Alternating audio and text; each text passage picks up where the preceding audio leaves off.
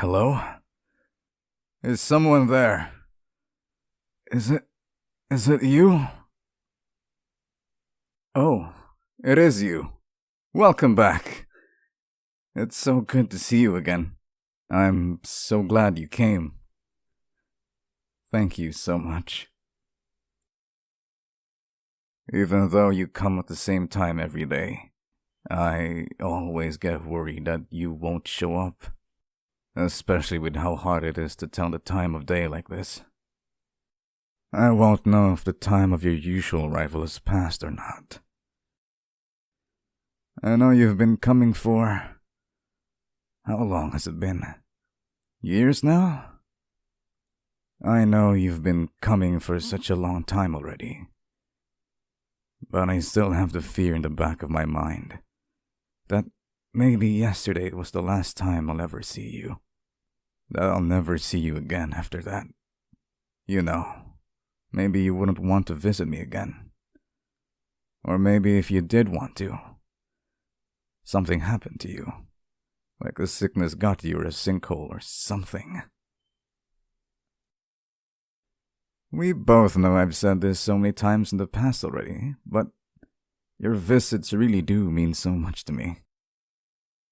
I don't really get any other visitors after all. No one is exactly salivating over the idea of coming to visit the demon. The demon sealed away in a cage in the middle of nowhere. Especially with how ominous that is. I don't think anyone even knows about me anymore. Well, other than you, of course. Thanks again. If only these bars weren't imbued with silver and salt. And who knows what else that would make them so strong. Then maybe I could break them. Or at least, you could. The first thing I would do is get out of here and just kiss you. If only I could break them. Or if you could only destroy that talisman to finally release me. Just theoretically, of course. Standing offer. No pressure. Oh, come on. I only told you I didn't do anything. Anything bad enough to get me sealed away anyway. That I remember. I mean, it's been, what? How many centuries? I don't know. But if I committed any great crimes to get me sealed away, then they weren't a big enough deal for me to recall them, obviously. So, let me out? I'm sure the priest just sealed me away because I'm a demon. I'm a victim of prejudice. So if you would oh so kindly just take that talisman away and... Okay. I'm sorry. I'll drop it. I get it. You aren't comfortable releasing me. Especially with the sign that says, "Don't release the demon," right next to the cage. I mean it. I'm really sorry. I really am. So, did you bring anything? You did?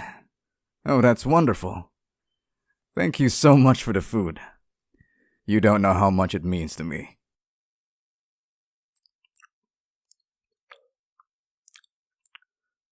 I don't exactly need the food to sustain myself. But it's something that's really nice to have, you know. Whether for pleasure or dealing with pains of hunger.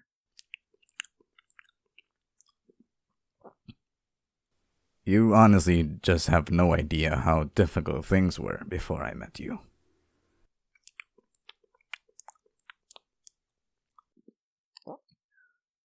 Say, my sense of time isn't the best. I mean, we don't really have a clock or calendar here. But if my memory serves correctly, isn't today your birthday? Are you spending it alone again? Well, I mean, other than me, of course. If you don't mind me asking. And it's okay if you don't feel comfortable answering. But don't any of your family or friends want to celebrate it with you? Or even your neighbors?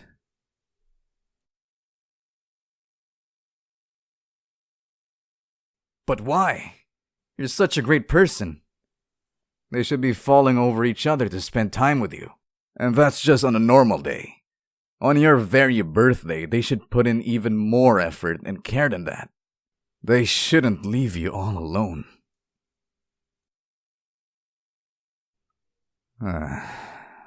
Well, at least I'm alone too. So we could be alone together. Like two peas in a pod. I wish I could get you a present to commemorate the occasion. I'd get you the most precious thing I could buy. Which I could do if I was free, I might add. But, well, you know how it is. Right. I'm sorry. I know I said I'd drop it. I'll drop it.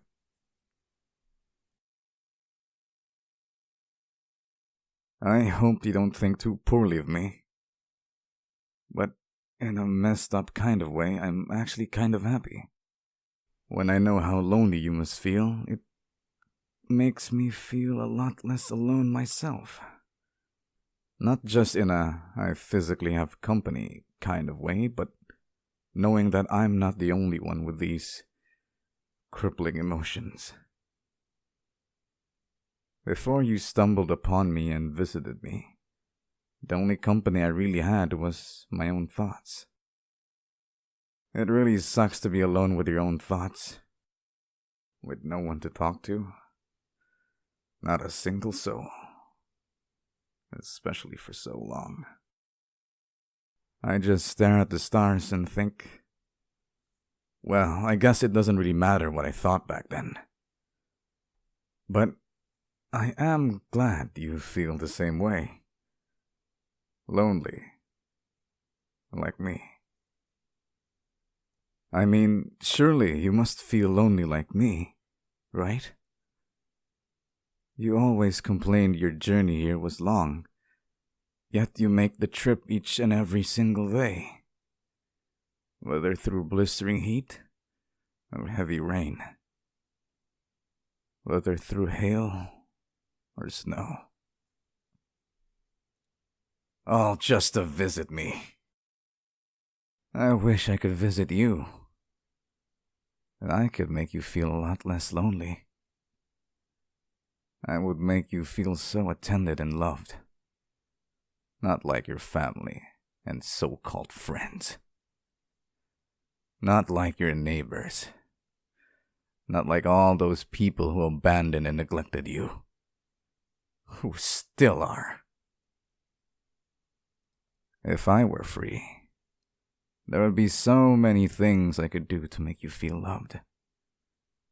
More than your mortal mind could ever imagine. For instance, demons don't need sleep. Did you know that? It's true.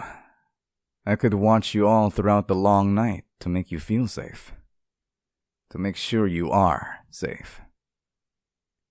And to make sure you always have company. If you ever want to talk, even if you wake up in the middle of the night, I'll be right there, at your bedside, staring at you. Then you could just talk about anything. Anything at all. If you had a good dream, we could talk about that. You could smile as you delight in telling me all the whimsical and fantastical details. And I would smile too, overjoyed for the story and conversation. And if you had a bad dream, if you woke up panting in a sweat, with your heart racing, I could comfort you. I would hold you tight and ensure that you're safe with me. That whatever nightmare or monstrous creature you saw, wouldn't be able to harm you. There are other things I could do for you as well. I'm not exactly the culinary expert for obvious reasons, but I could learn. I'd learn how to cook and then prepare your every meal. And if that's not to your liking, I could just throw out failure and try again. Even if you tell me 1,000 times that you hate my cooking, I'll just remake it 1,000 times until you're satisfied. I'd love to do that for you. Anything for you. I could even offer skinship, if you'd like that. The others don't even bother visiting you on your birthday. I'm guessing they don't even give you hugs or anything like that. Even though it's a human need. You must be so touch-starved. I'm touch-starved too. So I can gladly give you that. I'll hug you for as long as you want. I'll cuddle you for as long as you want. And you can do the same to me, of course. Hug me as long as you want. Cuddle with me as long as you want. Even if you hug me with enough force to snap my spine in two, I wouldn't complain. Not at all. I'd probably just enjoy the tension. If only I could do all of that for you.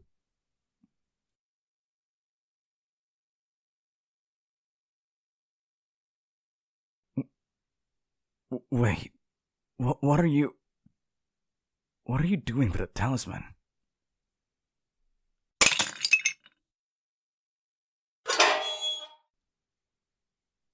You actually did it. You've set me free. I'm free!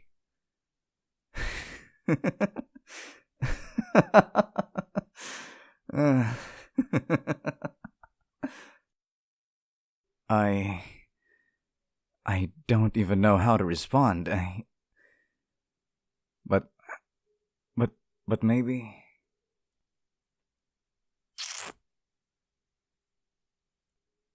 Sorry for doing that so suddenly without warning. It just felt so... instinctive. And I've been starving to do that to you for so long. And you've been starved for receiving it, haven't you? A kiss?